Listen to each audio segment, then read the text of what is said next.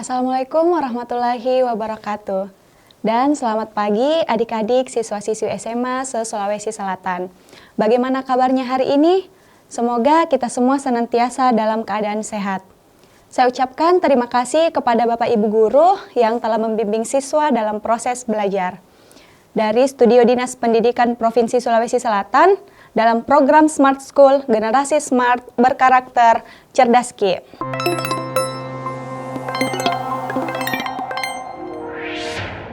Halo adik-adik, kembali lagi bersama saya, Kak Dian, yang akan memandu pembelajaran dan pembahasan contoh soal TKA Biologi pada pagi hari ini.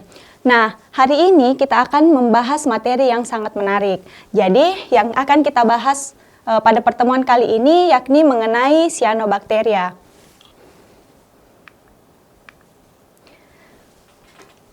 Jadi, cyanobacteria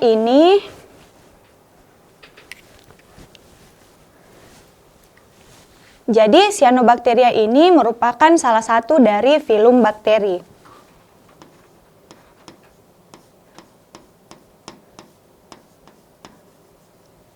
Nah, cyanobacteria ini merupakan suatu jenis bakteri yang mampu melakukan fotosintesis.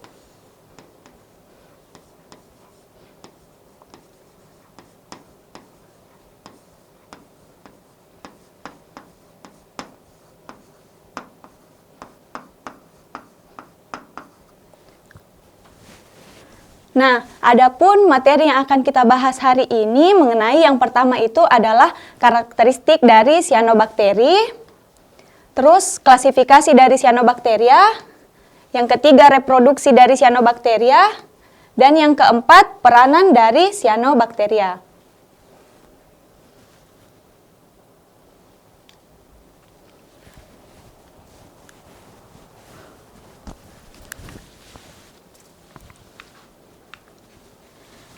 Nah, yang pertama akan kita bahas yakni mengenai karakteristik dari cyanobacteria. Nah, salah satu karakteristik spesifik dari cyanobacteria itu yang pertama adalah cyanobacteria itu merupakan suatu mikroorganisme yang bersifat prokaryotik. Jadi, yang dimaksud dengan prokaryotik adalah organisme yang tidak memiliki membran atau tidak memiliki inti sel sejati. Nah, setelah itu karakteristik dari cyanobacteria yang kedua, cyanobacteria itu merupakan kelompok bakteri yang mampu untuk melakukan fotosintesis. Jadi, fotosintesis itu merupakan suatu proses di mana makhluk hidup itu memperoleh atau membuat makanannya sendiri. Jadi, pada fotosintesis itu mengubah bahan anorganik menjadi bahan organik.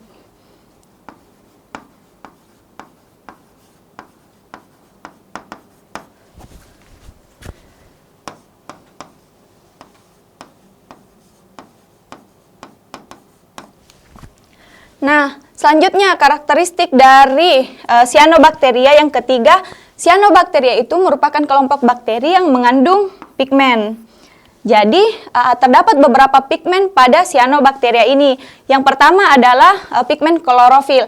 Pigmen klorofil itu berwarna hijau. Jadi, mengapa kelompok bakteri cyanobacteria ini mampu untuk melakukan fotosintesis? Karena cyanobacteria ini mengandung pigmen hijau atau klorofil. Selanjutnya, pigmen berwarna orange atau karoten. Terus, cyanobacteria juga itu mengandung pigmen vicocyanin atau pigmen biru.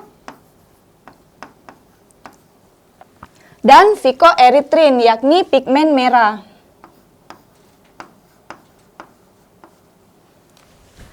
Nah, karakteristik selanjutnya dari cyanobacteria ini yakni cyanobacteria memiliki beberapa bentuk atau bentuknya itu beragam.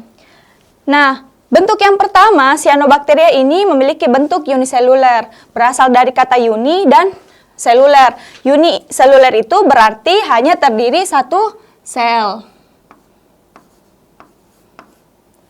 Bentuk selanjutnya, cyanobacteria ini juga dapat hidup secara koloni. Koloni itu adalah membentuk kelompok.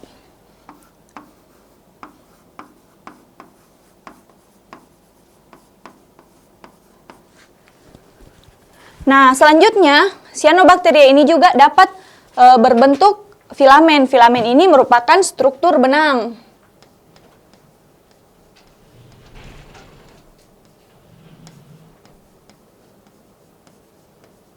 Jadi, ini adalah ketiga bentuk dari cyanobacteria, uniseluler, koloni, dan juga filamen. Terus, adapun dinding sel dari cyanobacteria itu, dia itu terdiri dari peptidoglikan. Di mana yang dimaksud dengan peptidoglikan ini merupakan struktur kaku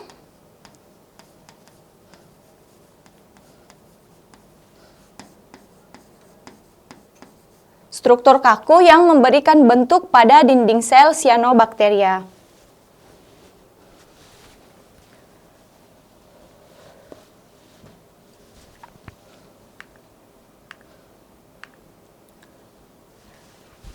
Nah, karena tadi kita sudah bahas karakteristik dari cyanobacteria, sekarang kita akan bahas klasifikasi dari cyanobacteria. Jadi, klasifikasi dari cyanobacteria atau pembagian jenis cyanobacteria itu dapat dibedakan menjadi beberapa bagian. Klasifikasi cyanobacteria yang pertama adalah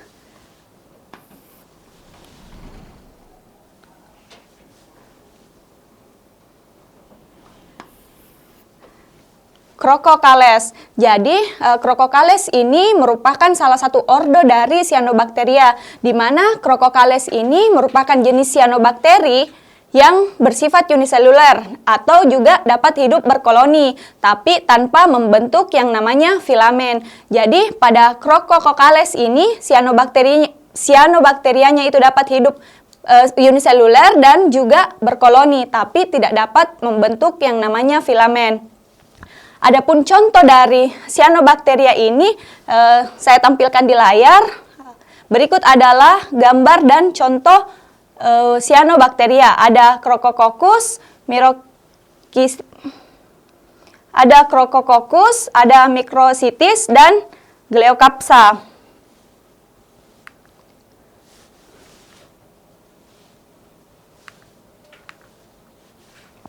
Nah, adapun yang kedua adalah jenis Cynococales.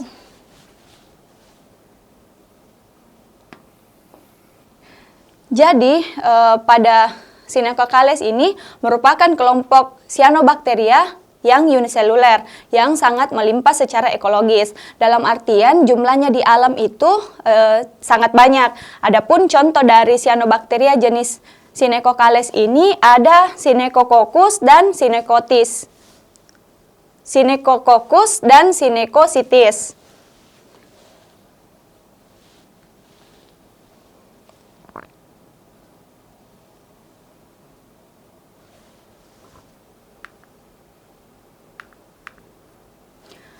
Nah, lebih lanjut ada yang namanya Oscillatoriales. Jadi, pada jenis ini berbentuk filamen atau benang-benang yang bersifat multiseluler tanpa sel khusus seperti Heterokista. Adapun contoh dari cyanobacteria Oscillatoriales yakni Oscillatoria dan Spirulina. Jadi Spirulina ini merupakan salah satu cyanobacteria yang banyak dikembangkan, bisa itu di bidang kecantikan dan juga industri.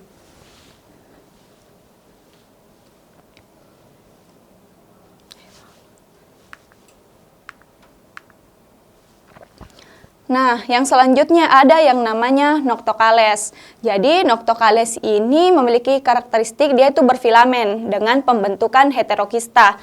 Fungsi dari heterokista ini adalah untuk mengikat nitrogen. Dan juga pada cyanobacteria ini memiliki yang namanya akinet, yakni sel yang disebut juga dengan sel yang beristirahat. Adapun contoh dari Noctocales yakni Noctos dan Anabaena.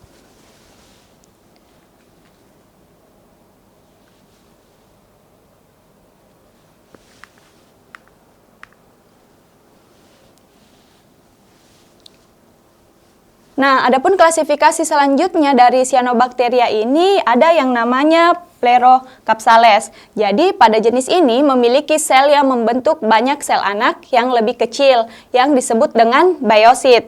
Jadi, adapun contohnya adalah Pleurocapsa.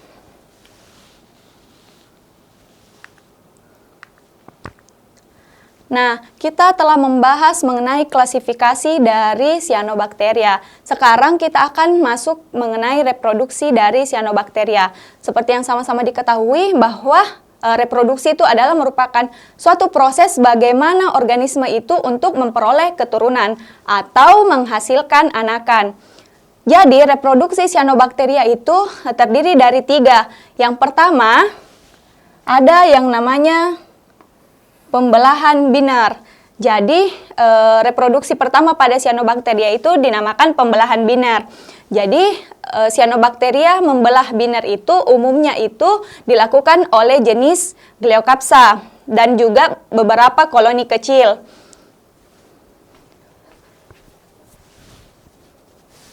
Nah, dapat dilihat pada layar di sini adalah gambar mekanisme dari pembelahan binar itu sendiri. Jadi, pembelahan binar pada cyanobacteria itu memiliki beberapa tahapan. Yang pertama, terjadi yang namanya replikasi DNA dan juga elongasi. Replikasi DNA ini merupakan suatu proses penggandaan DNA.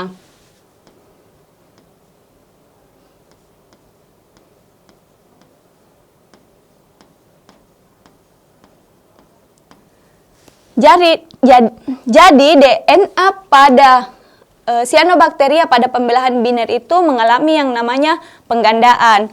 Selain mengalami penggandaan atau replikasi, DNA juga itu akan mengalami elongasi atau pemanjangan.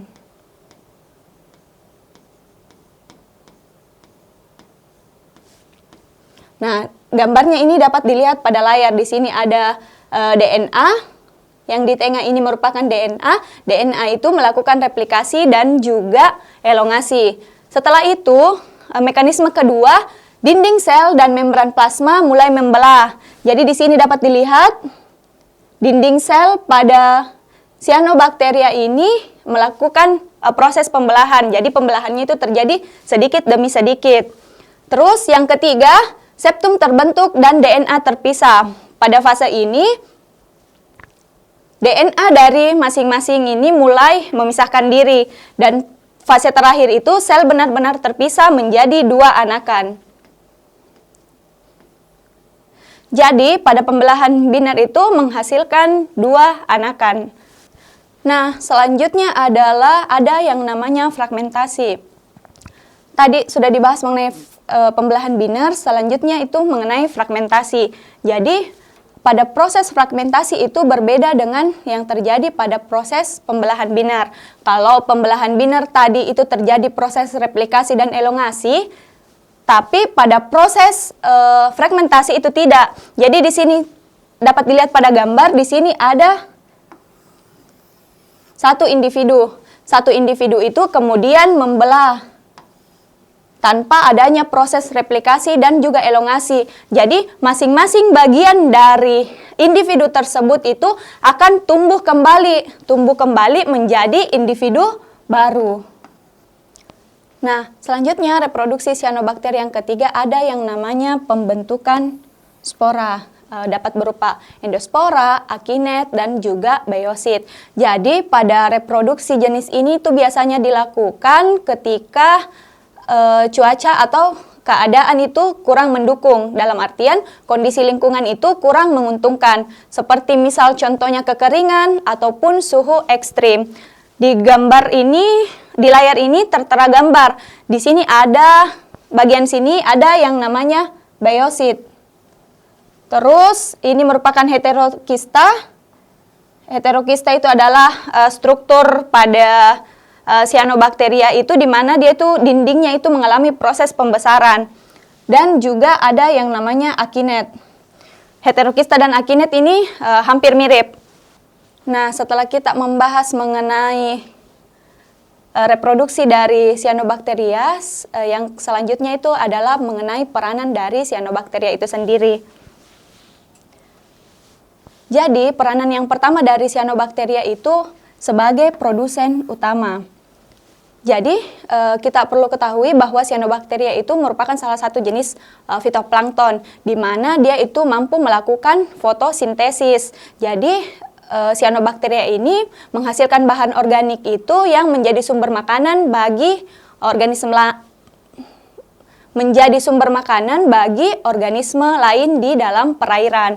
Di sini adalah gambar ilustrasi dari cyanobacteria, di mana di perairan itu ada yang namanya cyanobacteria. Nah, cyanobacteria ini melakukan proses fotosintesis. Fotosintesis itu kemudian menghasilkan makanan atau bahan organik untuk organisme lain.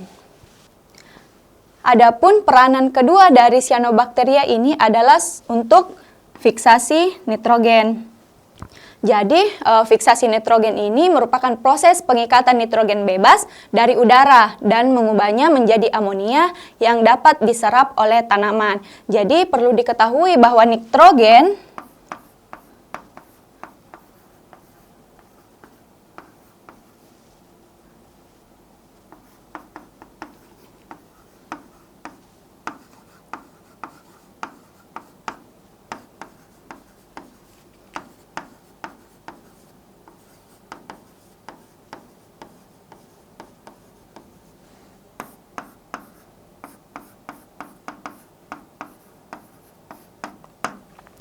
Jadi perlu diketahui bahwa nitrogen tidak bisa langsung digunakan atau diserap oleh tanaman. Nitrogen itu harus diubah dulu. Jadi nitrogen itu diubah bentuknya menjadi nitrat melalui fiksasi nitrogen.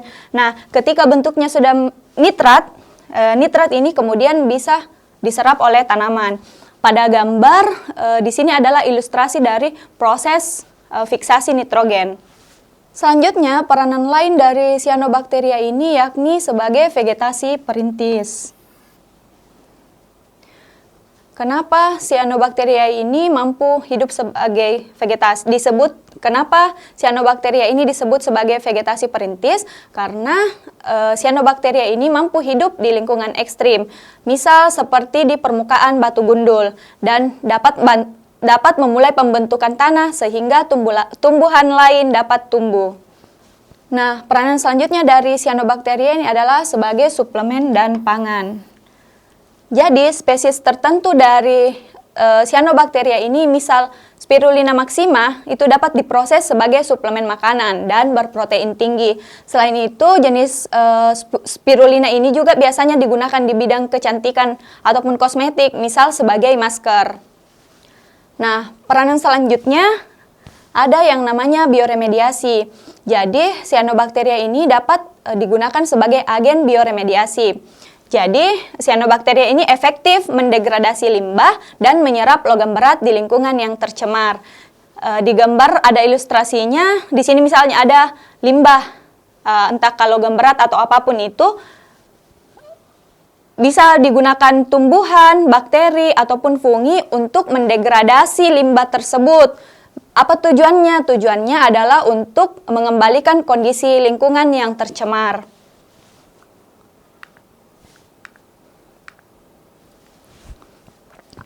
Nah, adik-adik, karena kita sudah membahas materi mengenai cyanobacteria, sekarang kita akan masuk ke contoh soal dari cyanobacteria itu sendiri. Jadi di sini ada stimulasi soal. Kita akan highlight poin-poin penting dari pengantar tersebut yang membahas mengenai cyanobacteria.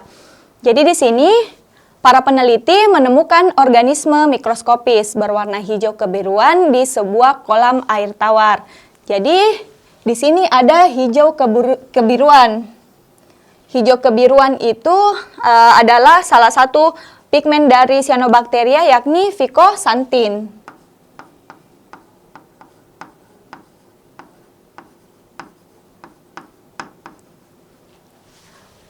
Nah, selanjutnya, organisme tersebut hidup berkoloni dan mampu melakukan fotosintesis. Fotosintesis ini adalah salah satu ciri khas dari Cyanobacteria, karena perlu diingat bahwa Cyanobacteria itu merupakan kelompok bakteri yang mampu melakukan fotosintesis.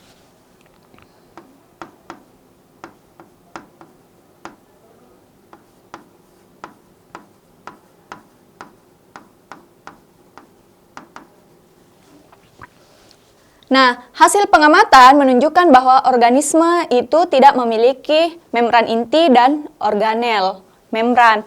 Jadi, ini disebut dengan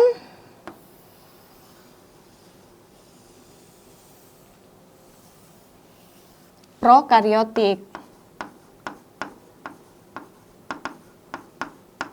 Seperti yang dijelaskan sebelumnya bahwa prokariotik itu merupakan organisme, khususnya bakteri, yang di mana dia itu tidak memiliki membran inti atau inti sejati dan organelnya itu tidak memiliki membran. Selanjutnya, dinding selnya itu tersusun atas peptidoglikan. Nah, peptidoglikan ini merupakan ciri khas dari bakteri. Mengapa demikian? Karena peptidoglikan ini memberikan bentuk kaku.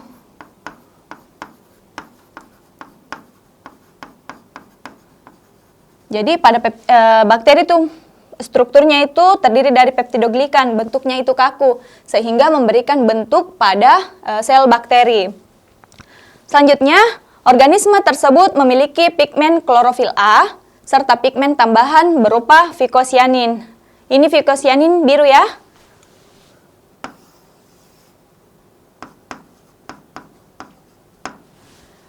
Nah, dalam kondisi tertentu, organisme dapat membentuk heterokista. Heterokista itu adalah dinding yang menebal.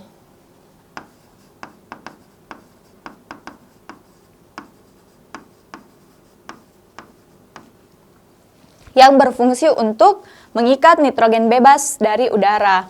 Nah, organisme berkembang biak dengan pembelahan binar dan dapat hidup di berbagai habitat. Sudah dijelaskan sebelumnya kalau Cyanobacteria itu mampu melakukan pembilahan binar. Selain itu dia juga mampu yang namanya fragmentasi. Dan bisa juga reproduksinya dari spora. Nah, jadi Cyanobacteria ini merupakan kelompok bakteri itu yang dapat hidup di mana saja, baik itu di air, di tanah, di bebatuan, dan lain sebagainya. Nah, pada awalnya organisme ini dianggap sebagai alga karena dapat melakukan fotosintesis. Namun, berkembangnya ilmu biologi molekuler menunjukkan bahwa organisme tersebut lebih tepat dimasukkan ke kelompok bakteri. Jadi, dulunya Cyanobacteria ini dimasukkan ke dalam alga. Tapi, karena dia itu mampu melakukan yang namanya fotosintesis, tapi belakangan diubah, dia dimasukkan kemudian dalam kelompok bakteri. Karena Cyanobacteria ini bersifat prokariotik. Jadi dia itu tidak memiliki inti dan organel bermembran, sehingga dia dimasukkan ke dalam kelompok bakteri.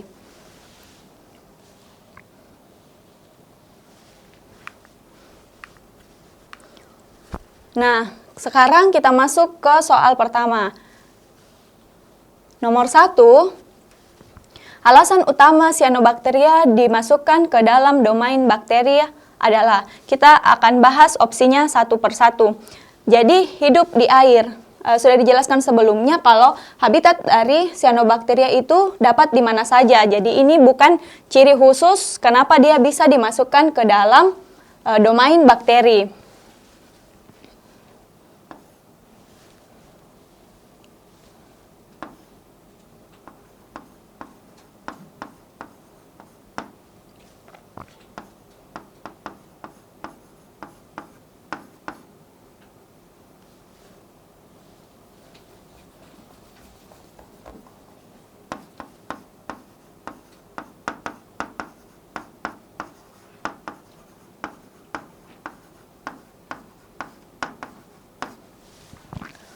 Selanjutnya opsi B.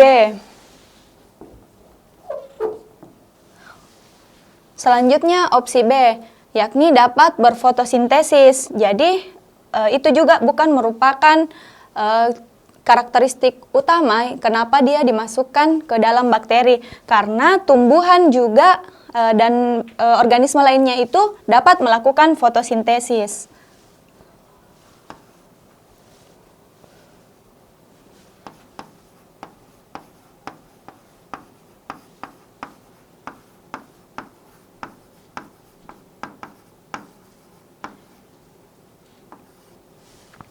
Nah, selanjutnya bagian C bersifat autotrof. Jadi, alasan utama cyanobacteria dimasukkan ke dalam domain bakteri, opsi C juga tidak termasuk. Karena ini bersifat umum, dia itu tidak bersifat khusus.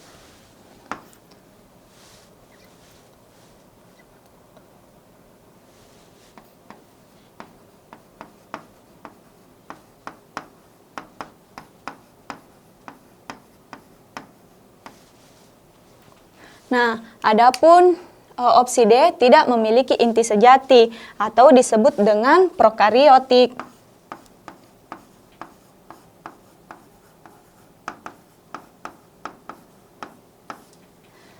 Jadi, selanjutnya adalah opsi E memiliki pigmen warna. Jadi, bukan cuma bakteri ya yang memiliki pigmen warna, ini juga merupakan ciri khusus. Ini merupakan ciri umum.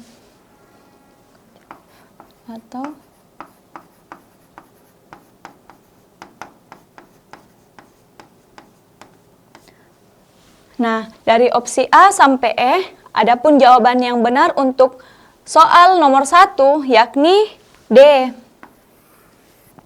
Mengapa demikian? Karena ciri khas atau ciri spesifik dari domain bakteri itu adalah kelompok yang tidak memiliki inti sel sejati atau disebut juga dengan prokariotik. Jadi D adalah jawaban yang tepat untuk menjawab soal nomor 1.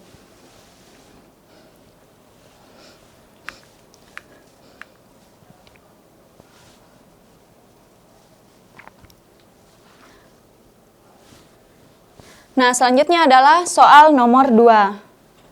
Di sini soalnya adalah berikut yang merupakan contoh genus Cyanobacteria adalah.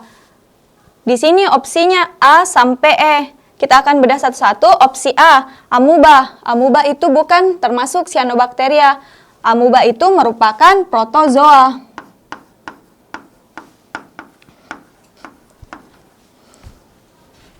Terus Nostoc. Nostoc ini merupakan genus dari Cyanobacteria. Contoh lainnya ada juga yang namanya Anabaena.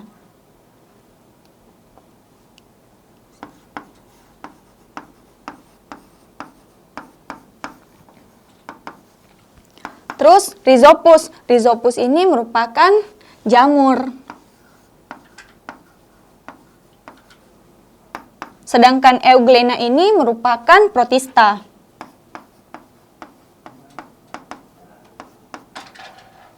Dan Chlamydomonas ini adalah alga hijau. Jadi sudah jelas ya, jawaban untuk soal nomor 2 itu adalah B. Noctos ini merupakan salah satu genus dari Cyanobacteria.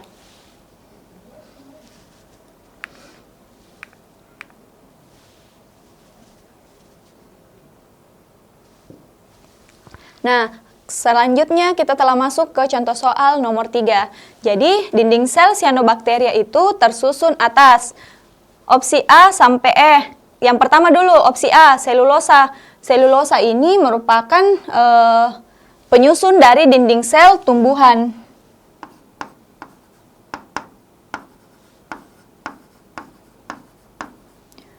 Sedangkan zat kitin itu biasanya penyusun sel dari jamur. Selanjutnya ada lignin. Lignin ini merupakan penyusun sel tumbuhan berkayu.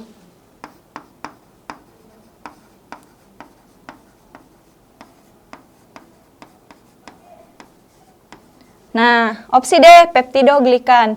Peptidoglikan ini adalah penyusun dari bakteri.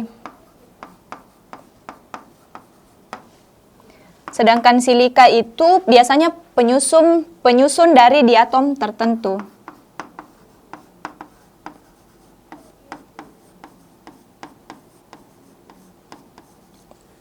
Nah, adapun jawaban yang tepat untuk menjawab soal nomor 3 adalah peptidoglikan. Karena peptidoglikan itu adalah dinding sel yang menyusun bakteri, di mana cyanobacteria ini merupakan salah satu jenis bakteri.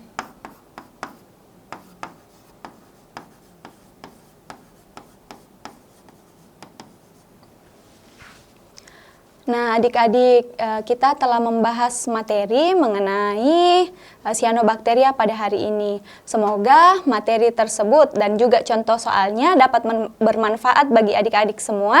Sekian dan terima kasih. Wassalamualaikum warahmatullahi wabarakatuh. Sampai jumpa lagi.